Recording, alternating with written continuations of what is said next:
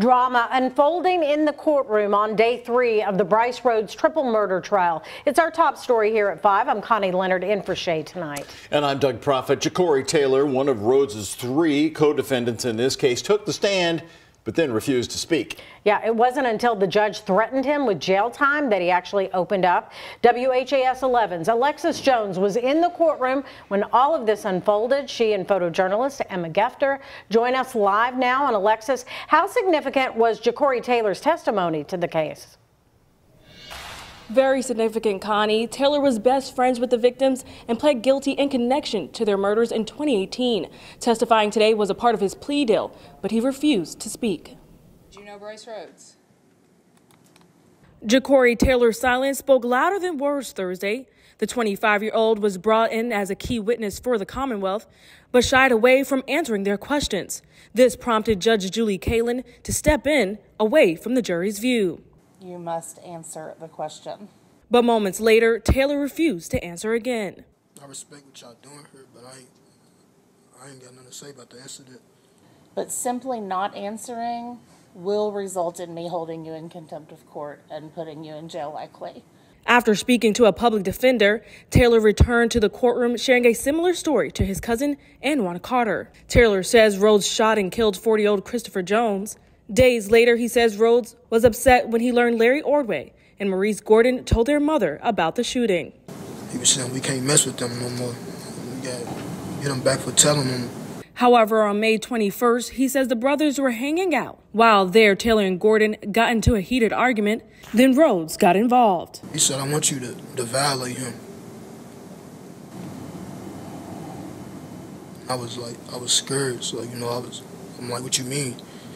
He said, I want you to punch him in his chest, and if you hit him in his face, I'm gonna hit you.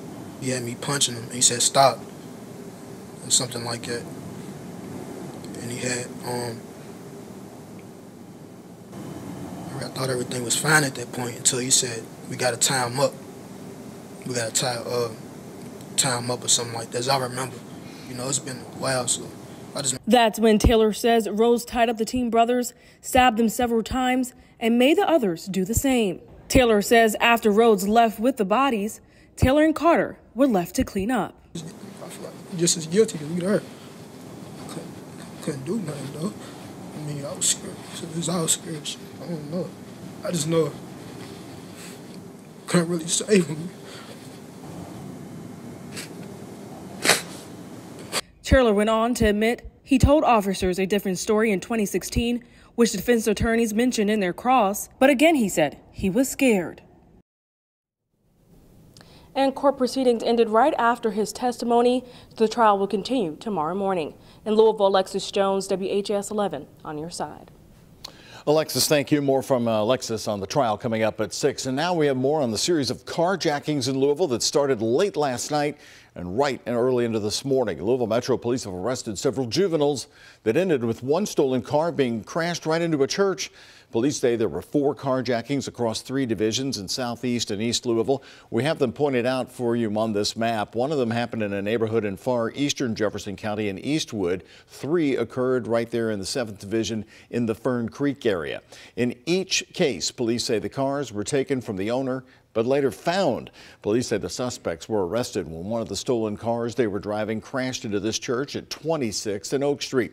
You can see where they hit a sign, went through the lawn, and then crashed into a pillar of the church. And coming up tonight on the WHAS 11 night team at 11, we are going right back to the scenes of some of the carjackings, including that church where the crash occurred. It's new reporting on this story from the night team at 11 o'clock. A Seymour, Indiana grandmother is under arrest, accused in a drunk driving crash that killed one of her grandsons. Police say it happened back in October. 45-year-old Lisa Ellie was driving with her 3 grandchildren when she ran off the road and hit a tree. Investigators say 3-year-old Thomas died as a result, and a 7-year-old and 9-year-old were also hurt. After an investigation, they determined that the grandmother was speeding and her blood alcohol level was above the legal limit at the time of the crash. She's now being charged with neglect and causing a death while being intoxicated behind the wheel. Right now, new information. Louisville Metro Police now asking for your help to identify the driver accused of hitting a young man on Baxter Avenue and then driving off. Take a look at these pictures released by police. It happened on December 9th. LMPD is looking for this vehicle you see on the screen. They say a person was walking on Baxter at Morton Avenue when this car hit them. It's a silver OT tan Nissan Rogue or Murano with a large dent in the driver's door. Now the suspect, they suspect it'll have fresh damage from this hit and run as well. Again, it's a hit and run case. The victim in this case was released from the hospital recently and is recovering. The WHAS11 night team is interviewing his family right now. You'll hear from them at 11. And if you can give any helpful information to police, call the anonymous tip line at 574 LMPD. You may have seen some smoke coming from Iroquois Park today as the Olmsted Parks conducted a controlled burn. They focused on an 18-acre part of Summit Field. That's at the top of Uphill Road.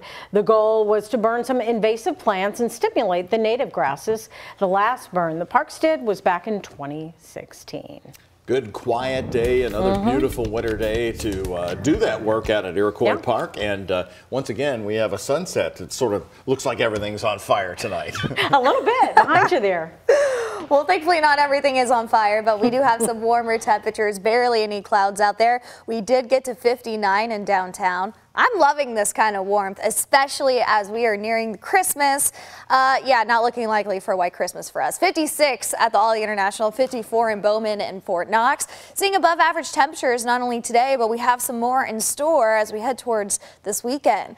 Throughout the evening, really pleasant walk. We have some clear skies. Maybe take that bike out or that dog for that nice long walk tonight. We have some comfortable conditions and we barely have any wind out there, which will actually allow our surface to cool off rather quickly overnight tonight. So our lows are in the upper 20s here surrounding Louisville, 31 for your low here in the metro. So another night where we have below freezing temperatures, but we have some Friday outdoor fun things in store tomorrow because I think we got to 59 today. Our forecast tomorrow is 58. There is a chance of seeing some clouds, but I think it's possible that we get to 60s tomorrow in some spots, especially right around the metro. Now this weekend, we are tracking two separate systems. Both of them can impact our weather. So giving you that wide view, that first system is going to form over the central plains. That's the bulk of the rain that we are going to see Saturday night into Sunday morning. But at the same time, this larger low pressure system, system number 2, bringing a wave of rain across the southeast and then mid-Atlantic, and then both those systems are kind of going to submerge into one and bring us some showers as we head towards potentially Sunday night into Monday morning. So temperatures are going to fall behind that system that we are tracking, getting back into the 40s. I'll time out those rain chances closer coming up. Thanks, Colleen. Louisville Mayor Craig Greenberg announced who will run the homeless outreach program known as the Community Care Campus today. Volunteers of America Mid-States is the lead organization, but says it wants to hear feedback from you on this. The campus sits right on that half block in the Smoketown neighborhood near I-65 and across an alleyway from Hope Village, which also helps homeless people. There are plans for an emergency family shelter, 80-unit permanent affordable housing development, and more. WHS11's Travis Bryce is here with more now on how the VOA was chosen and what groups are still on the fence about being involved. Travis? Well, Doug, this is a giant project, and the city has even called it a first-in-the-nation type project. We're told that the VOA was chosen because it submitted a plan for every building on the site and had a prospective funding plan. VOA has expertise doing this work at its Unity House shelter, which has been open for over 40 years. We're told the emergency shelter on the Care Campus site would function like the Unity House. One group that was not on the podium today was Norton Healthcare. Norton, U of L, and Family Health Centers submitted a joint bid to run the medical respite facility on this site. We're told those conversations are still ongoing. Norton Healthcare is one of the entities that VOA and Louisville Metro government continues to have conversations with to see if there's the right fit for some of the things that they are looking to do to provide additional services, healthcare services in our community. A spokesperson with the VOA says they don't know exactly how much additional money they will need until they hold a master plan meeting sometime in the near future. Coming up at 6 o'clock, I will have a larger story about how some smaller organizations here in Louisville who wanted to be a part of this project never really felt like they had a chance to. In the studio, Travis Bryce, WHAS 11 on your side. Travis, thank you. We'll look for that story tonight at 6. VOA set a goal, by the way, today that 85% of people who exit this program will go into permanent affordable housing and 75% will have a steady income. The Kentucky Supreme Court has upheld the Republican-drawn boundaries for state and congressional districts. The court rejected the Democrats' claim that the GOP's map-making was in violation of the state's constitution. The court noted in its decision that the alternative proposal would result in the same advantage for Republicans in either state or national elections. The justices referred to redistricting as an inherently political process assigned to the legislature. In response to the ruling, the leaders of the Kentucky House Democratic Caucus released a statement saying, "We firmly disagree with today's Kentucky Supreme Court decision. It gives legislative majorities much more authority to protect themselves at the expense of many voters, while guaranteeing more political polarization for decades to come."